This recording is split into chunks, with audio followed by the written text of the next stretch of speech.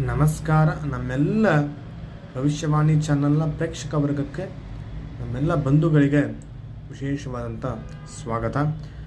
ಈ ಮೇಷರಾಶಿಯಲ್ಲಿ ವಿಶೇಷವಾಗಿ ಈ ಅಮಾವಾಸ್ಯೆ ದಿನಗಳಂದು, ವಿಶೇಷವಾದಂಥ ಅಮಾವಾಸ್ಯೆ ದಿನದಂದು, ಫೆಬ್ರವರಿಯ ಅಮಾವಾಸ್ಯೆ ಅಂದರೆ ತಿಂಗಳ ಕೊನೆಯ ಅಮಾವಾಸ್ಯೆ ದಿನದಂದು ಮೇಷರಾಶಿಯ ಫಲಾಫಲಗಳು ಏನಂತ ಹೇಳೋದನ್ನು ನಾನು ನಿಮಗೆ ತಿಳಿಸ್ಕೊಡ್ತಾ ಇದ್ದೀನಿ.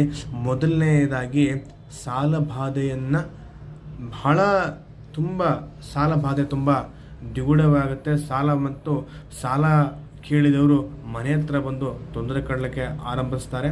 ಮತ್ತು ಎರಡನೇದವರು, ನಿಮಗೆ ವಿದ್ಯಾರ್ಥಿಯಾಗಿದ್ದರೆ ವಿದ್ಯಾರ್ಥಿ ಜೀವನದಲ್ಲಿ ಅಡೆತಡೆಗಳು, ಕೆಲವೊಂದು ಮಾದಕ ಚಟುವಟಿಕೆಗಳಲ್ಲಿ ಪಾಲ್ಗೊಳ್ತೀರಾ. ನಂತರ ಮೂರನೇದು, ಗೃಹಿಣಿಯಾಗಿದ್ದರೆ ಅವರಲ್ಲಿ ಒಂದು ಈ ಕಾಲಚಕ್ರ ಅಂದರೆ ಅವರ ಆರೋಗ್ಯದ ಬಗ್ಗೆ ವಿಪರೀತವಾದಂಥ ಒಂದು ಬದಲಾವಣೆ ಕಾಣ್ತದೆ. ಹಾಗಿದ್ದಲ್ಲಿ ನೌಕರರಾಗಿದ್ದಲ್ಲಿ ಅಂದರೆ ಅವರ ಒಂದು ಕಚೇರಿಯಲ್ಲಿ ಸಿಬ್ಬಂದಿಗಳ ಕಿರುಕುಳಗಳು ಸ್ಟಾರ್ಟ್ ಆಗ್ತಾ ಹೋಗುತ್ತೆ ಮತ್ತು ಅವರ ಒಂದು ಮುಂಬಡ್ತಿ ಪ್ರಮೋಷನ್ ಬಗ್ಗೆ ಒಂದು ವಾಗ್ವಾದಗಳು ನಡೀತಾ ಇರ್ತದೆ. ನಂತರ ಕಾರ್ಪೊರೇಟ್ ಉದ್ಯೋಗಿಗಳಲ್ಲಿ ಒಂದು ಮನಸ್ತಾಪಗಳು ಬರುತ್ತೆ ಮತ್ತು ಅನಾನುಕೂಲಗಳು ಸಹ ಬರ್ತದೆ.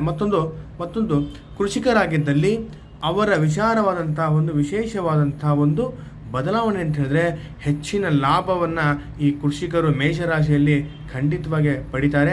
ನಂತರ ಸ್ವಉದ್ಯೋಗ ಅಂದರೆ ವ್ಯಾಪಾರಸ್ಥರಿಗೆ ಒಂದು ಏನಪ್ಪ ಅಂತ ಹೇಳಿದ್ರೆ, ಹೆಚ್ಚಿನ ಲಾಭಾಂಶ ಪಡೆದು ಅವರ ಸಹಜೀವನವಾಗಿ ನಡೆಸ್ತಾರೆ.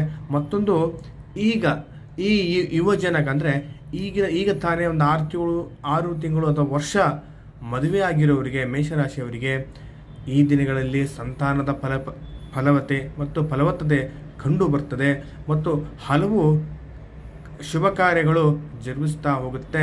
ನಂತರ ಸಣ್ಣ ಮಕ್ಕಳಲ್ಲಿ ಒಂದು ಅನಾರೋಗ್ಯ ಬಾಧೆಗಳು ಪ್ರಾರಂಭವಾಗ್ತದೆ. ನಂತರ ನಿಮ್ಮ ಜೀವನದಲ್ಲಿ ಸಕಲ ಐಶ್ವರ್ಯ ಸಿದ್ಧಿ ಆಗುತ್ತೆ ಅಂತ ಹೇಳ್ತಾ, ಈ ಒಂದು ಅಮಾವಾಸ್ಯೆ ದಿನಗಳ ವಿಶೇಷವಾದಂಥ ಒಂದು ಪರಿಹಾರವನ್ನು ನಾನು ನಿಮಗೆ ತಿಳಿಸ್ಕೊಡ್ತಾ ಇದ್ದೀನಿ. ಇಷ್ಟ ಆಯಿತರೆ ಲೈಕ್ ಮಾಡಿ, ಶೇರ್ ಮಾಡಿ, ಕಮೆಂಟ್ ಮಾಡಿ. ಇನ್ನೂ ನಿಮಗೆ ಸಾಕಷ್ಟು ಮಾಹಿತಿ ಮೇಷರಾಶಿ ಬಗ್ಗೆ ತಿಳಿಬೇಕಾಗಿದ್ದರೆ ನಮ್ಮ ಈ ಮೊಬೈಲ್ ಸಂಖ್ಯೆಗೆ ಕರೆ ಮಾಡಿ ವಿಶೇಷವಾದಂಥ ಒಂದು ಮಾಹಿತಿಯನ್ನು ಪಡೆಯಿರಿ. ಖಂಡಿತ ನಿಮಗೆ ಒಳ್ಳೆಯದಾಗುತ್ತೆ.